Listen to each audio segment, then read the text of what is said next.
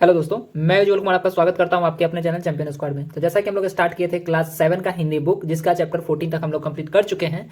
अगर आप लोग चैप्टर 14 तक का वीडियो नहीं देखे हैं तो डिस्क्रिप्शन में लिंक मिल जाएगा, आप वहां से जाके देख सकते हो। और चैनल के प्लेलिस्ट में क्लास 7 हिंदी बुक करके होगा, आप वहां से भी जाकर के देख सकते हो। आज हम लोग देखेंगे चैप्टर 15, जिसका नाम है ऐसे ऐसे। इसके प्रश्न अभ्यास को देखेंगे। चलिए तो हम लोग इसके प्रश्न अभ्यास को स्टार्ट करते हैं। तो पहला प्रश्न है, माँ मोहन के ऐसे ऐसे कहने पर क्यों घबरा रही थी। ठीक है, चलिए इसका उत्तर हम लोग लिखते हैं। माँ मोहन के ऐसे ऐसे कहने पर इसलिए घबरा रही थी क्योंकि इस प्रकार की बीमारी का नाम उसने कभी नहीं सुना था।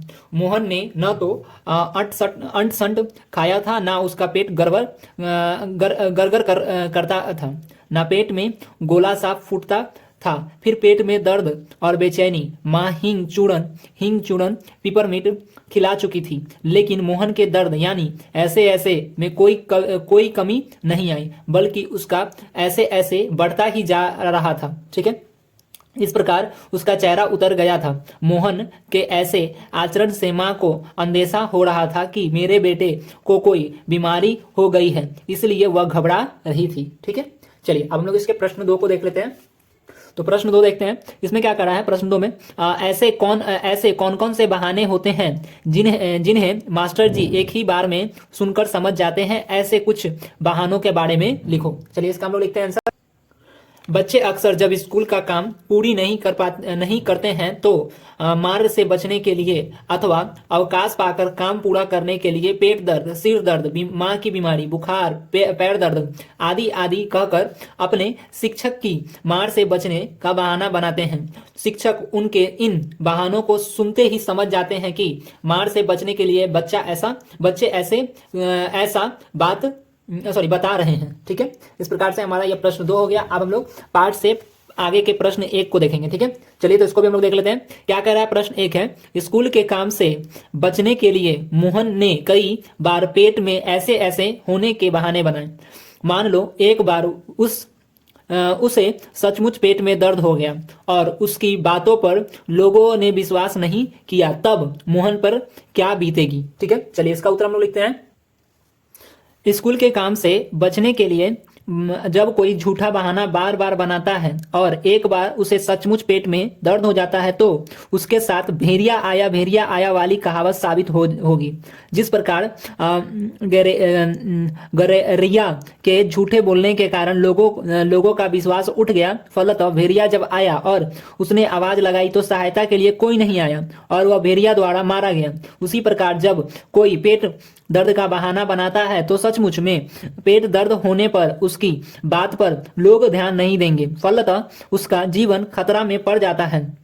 मोहन ने ऐसे ऐसे का बहाना बनाया होगा, लेकिन जब उसे सचमुच में पेट दर्द हुआ होगा तो उसकी हालत अति गंभीर हो गई होगी।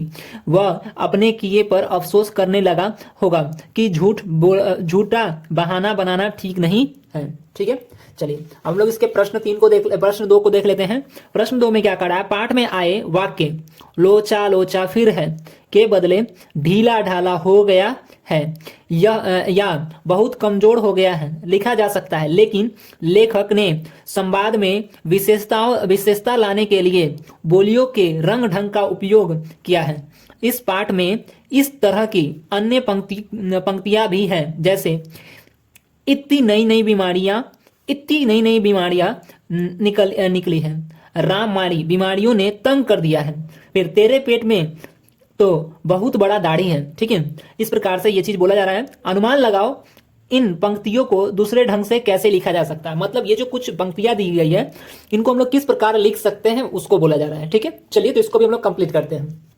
तो जैसा कि आपको दिखा होगा इसमें, ठीक है, इतनी नई नई बीमारियां निकली है, तो इसके लिए हम लिख लेंगे इतनी नई नई बीमारियां होने लगी है। ठीक है, उसी प्रकार से इसमें लिख रहा राम मारी बीमारियों ने तंग कर दिया है, इसमें लिखेंगे मैं बीमारियों से तंग आ चुकी हूं। ठीक है, उसके बाद अगला क्या करा है, तेरे पेट में तो बहुत बड़ी दाढ़ी है। ठीक है, तो इसका हम लोग लिख सकते हैं तुम तो बड़े धुत्र हो। ठीक है, इस प्रकार से हमारा ये प्रश्न 2 है खत्म हुआ। तीसरा देख लेते हैं, प्रश्न 3 क्या कहता है उसको हम लोग कंप्लीट करते हैं। प्रश्न 3 कह रहा है, मान लीजिए कि आप मोहन की तबीयत पूछने जाते हैं। आप अपने और मोहन के बीच की बातचीत को संवाद के रूप में लिखिए। देखिए फर्स्ट ऑफ ऑल ये जो क्वेश्चन है आपके लिए है। मैं जाऊंगा मोहन से बात करूंगा, अगर कोई मोहन है उससे बात करूंगा तो मैं अपने ढंग से बात करूंगा, आप अपने ढंग से बात करोगे। तो सबका अलग अलग बोली विचार है। मान लीजिए आपका दोस्त मोहन है, तो मोहन क्या आपसे कैसे बात करेगा? दोस्त की तरह ही बात करेगा ना। अगर मान लीजिए कोई क्या आता है शिक्षक और विद्यार्थी का जो रिलेशन होता है वो तो उस टाइप से बात करेगा। मोहन मान लीजिए कुछ इस प्रकार से ऐसा रहेगा। तो सबका अलग अलग ढंग होता है बोलने का, बातचीत करने का, तो वो आप लोग पर डिपेंड करता है। तो इसका उत्तर आप लोग दीजिएगा डिस्क्रिप्शन में, क्या सॉरी माफ कीजिएगा, कमेंट करके बताइए। चलिए प्रश्न 4 क्या कह रहा है? अगर मोहन शिक्षक के सवाल का जवाब हाँ में देता तो इस एकांकी का अंतर क्या होता? देखिए कहने का अर्थ है कि देखिए अगर मान लीजिए मोहन कुछ शिक्षक के सवालों का जवाब अगर हाँ में देता तो उसका क्या अगला मतलब उत्तर निकल सकता था, मतलब वो कैसे देता, ये चीज पूछ रहे हैं। तो देखिए अगर मैं आपसे पूछूं कि आपको वीडियो अच्छा लगता है तो आप लोग क्या बताओगे? ठीक है, मैं पूछूं आपसे कि आप लोग सब्सक्राइब किए हो तो आप लोग क्या बताओगे? ठीक, थोड़ा सा झूठ बोलोगे, थोड़ा सा सच बोलोगे, तो झूठ नहीं बोलिए। इससे अच्छा है कि आप लाइक कीजिए, कमेंट कीजिए और सब्सक्राइब भी कर लीजिए। चलिए इस दोनों क्वेश्चन को आप लोग बना के दिखाइएगा और डिस्क्रिप्शन में बता दीजिएगा। चलिए हम लोग मिलते हैं अपने अगले वीडियो में, ठीक है, जिसका नाम रहेगा